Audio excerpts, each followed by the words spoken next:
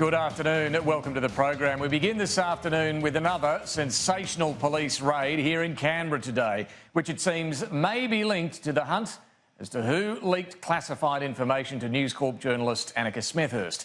Now, around 9 o'clock this morning, a small team of federal police officers entered this home in suburban Canberra, armed with a search warrant and evidence bags.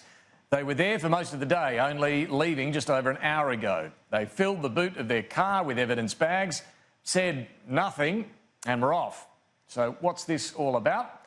Well, the subject of the raid is understood to be a former political staffer. We're not going to name him at this stage, but it is worth remembering the Annika Smethurst story related to plans being discussed between the head of the Australian Signals Directorate and Home Affairs about new powers for the agency to monitor communications in Australia.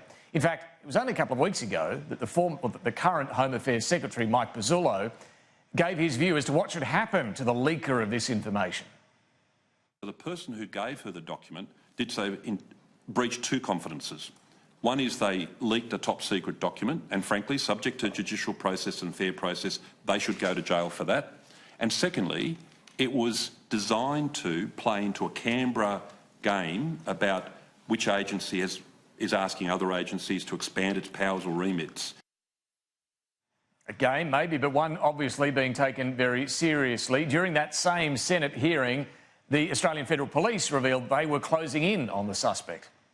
There is significant concern around the person who has allegedly provided the information to the journalist. Significant concern around where that person potentially sits within the bureaucracy. So it's a very important matter for us to continue. Just leave it at that, give no more information. So we don't know whether the subject of today's raids is necessarily the man that police now suspect leaked the information. But we have seen a statement from News Corp's Group Editorial Director Campbell Reid blasting police actions here. He says, "We have always said the AFP raids on journalists were not intended to intimidate journalists, but the people who have the courage to talk to journalists." He says, "Today we are seeing that process of intimidation continue." So Campbell Reid, a senior figure at News Corp, certainly believes what we're seeing today is about intimidating whistleblowers or those who leak to journalists.